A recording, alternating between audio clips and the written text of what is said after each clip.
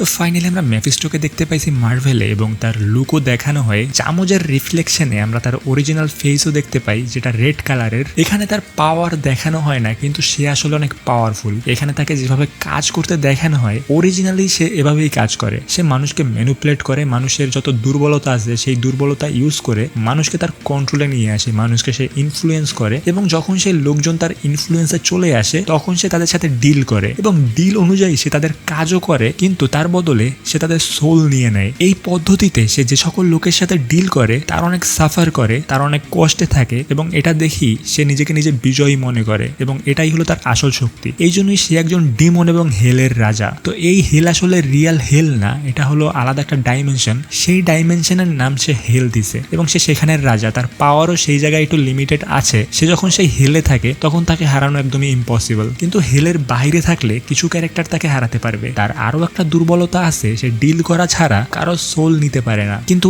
একবার যদি কেউ তার সাথে ডিল করে ফেলে তাহলে সেই ডিল ভাঙা অসম্ভব। তো মার্ভেলের এই মহাবিশ্বে সবকিছু ক্রিয়েট হওয়ার আগে থেকেই সে ছিল। এছাড়া সে পৃথিবীর মানুষের উপর একটু বেশি ফ্যাসিনেটেড, কারণ সেখানে অনেক ভালো মনের মানুষও পাওয়া যায় যারা সরল সোজা এবং সে তাদেরকে ইউজ করে, সে তাদেরকেই তার টার্গেট বানায়। সে প্রথমে সেই সকল মানুষদেরকে ইনফ্লুয়েন্স করে এবং তারা যেটা চায় সে তাদেরকে সেটাই দিয়ে দেয়। এখন বর্তমানে তাকে দেখানোর কারণ হলো আমরা ফিউচারে ডক্টর ডুমকে দেখতে পাবো, অ্যান্ড ডক্টর ডুমের অরিজিনের সাথে এই ক্যারেক্টারটা কানেক্টেড।